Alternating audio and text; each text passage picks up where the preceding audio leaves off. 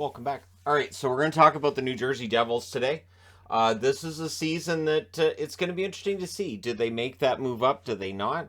Lindy Ruff's still the coach last time I checked, which is honestly something that's kind of surprised me. There have been changes made. Head coach has not been one of those changes in the organization. Now, 2017, 2018, looking back that far, they made the playoffs for the last time up until now, right? Their most recent appearance, 2018.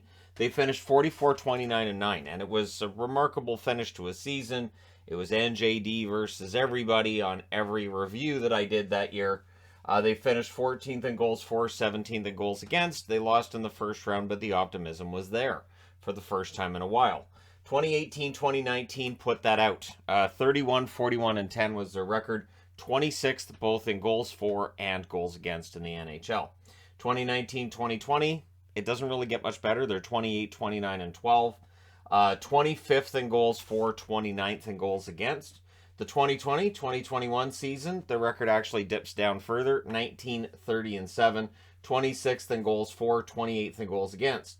The season that we finished in June, the 21-22 season, they finished 27, 46, and 9. They were 19th in goals for. So that's the best they've done in goals for compared to the rest of the league in a while. Goals against, though, 29th. Keeping the puck out of their net has been a challenge. So in order to make it so that things get better, you have to kind of revamp the blue line at least a bit, and you have to look at your goaltending. And they've kind of done both. So if you look at the exits, PK Subban at this point still a UFA, technically could go back to New Jersey. I don't see it happening. Ty Smith, of course, traded in the offseason, as was Pavel Zacha.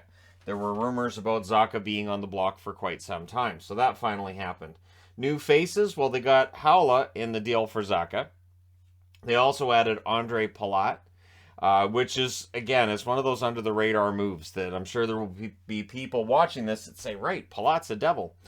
John Marino added from Pittsburgh. I think that's a good pickup. Vitek Vanacek picked up in net, and Brendan Smith on the blue line, or at forward. He can do a little bit of both. So that means their tandem in net is Vitek Vanacek and Mackenzie Blackwood. One of the key things for the New Jersey Devils, health of their goaltenders. They played so many goalies last year. Nico Dawes was a good little story in there too, though. Nico looked pretty good when he played. But the storyline is still they need stability in net. Jonathan Bernier, of course, early in the season, leaving due to injury. His career very much in doubt. And so Vanacek's been added with Blackwood, and we'll see how things go. I didn't put Jonathan Bernier on the exits. It feels like that's a little bit of a different situation. He didn't leave the team in the same way that other players have. So down the middle, this is a team that looks pretty strong down the middle, in the event that Jack Hughes and Nico Hischier both stay healthy. And that is cross your fingers kind of stuff if you're a Devils fan, right? Because for both Hughes and Hischier, they get bitten by the injury bug. Now, Eric Haula added down the middle, number 3 in all likelihood, and Michael McLeod would then likely slot in as number 4. Again, this is from Cap Friendly. So we'll see if that ends up being your 4 centers, but that's not bad. And in a Metro division where it's hard to move up, I do like the look of this lineup they're putting together. Their best month, October, they were 4-2-1, and it felt like they were maybe that record had flattered them a bit. And then in January, that's their worst month, where they were 3-9-0. So after that October month, which gave some optimism, it was snuffed out pretty quickly after that. So the channel is not optimistic in regards to the New Jersey Devils. Neither channel is. 3% on both channels for first or second place. Third or fourth, Hockey Guy channel, 15% say third or fourth, 13% on the Entertainment Guy. Fifth or sixth, 48% on the Hockey Guy, 47% on the Entertainment Guy.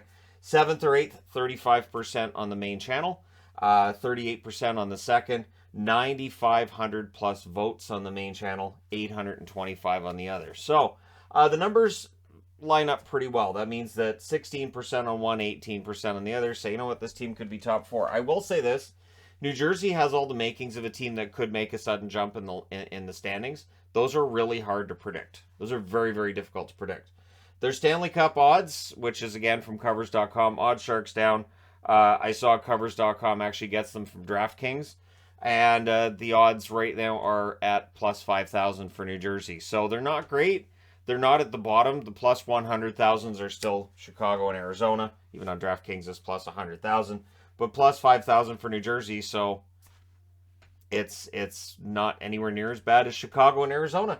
I wouldn't recommend them using that on any kind of promotional material for this season, though. Hey, at least we're not Arizona. So cap space, $73,375. That's according to Cap Friendly. Now, LTIR is likely going to make changes to that, and that's something that most teams will have. They'll have LTIR to fix things when it comes to being over the cap, but for New Jersey, they've spent pretty close.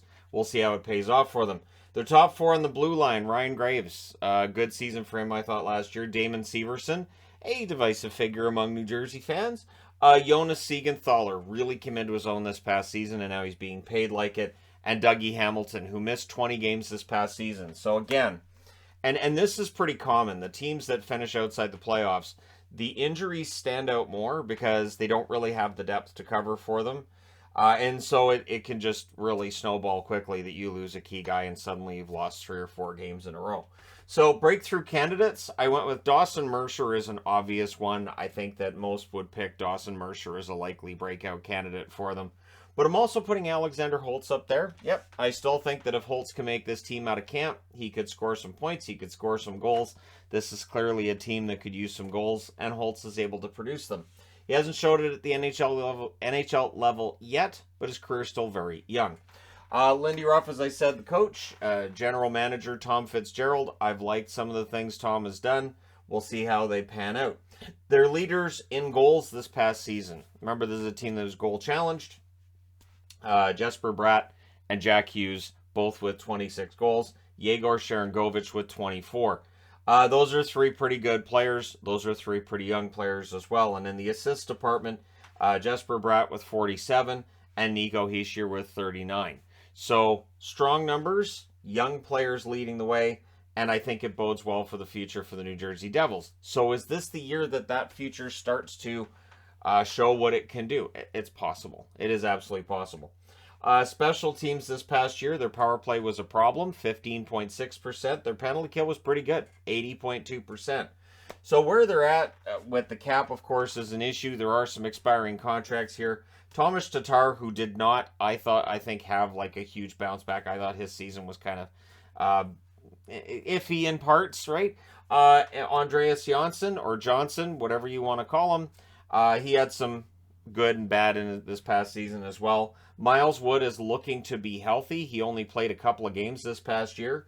And Eric Howla. So there are some decent contracts here that are going to come off the books that'll free them up with some cap space for next summer. But I guess the question then becomes, is this a team that's going to compete this year, or is this just a team that is destined to continue to stay below that playoff line? There's not a lot of optimism, as I said, regarding this team's standing, but I do think there's reason to believe this team can get better. And yeah, I mean, this is a pretty simple preview to talk about because we don't have a lot of playoff experience with these players. It's a young team, and we're looking to see what's going to happen. And in terms of exits and new faces, is Palat going to make that huge difference? He should score 20-25 goals. And again, it really comes down to they need Hughes to be healthy, Hischier healthy, and they really need Dougie Hamilton to play, I would say, at least 75 games. Hamilton's contract is an expensive one. It doesn't do them any good if he's not playing. So, let me know your thoughts in the comment section below, as always, regarding the New Jersey Devils and their upcoming season. Don't forget to hit like and subscribe if you're browsing your way through, you just happened upon this video. And hey, thank you guys so much for watching, for all your support. I will talk to you again soon.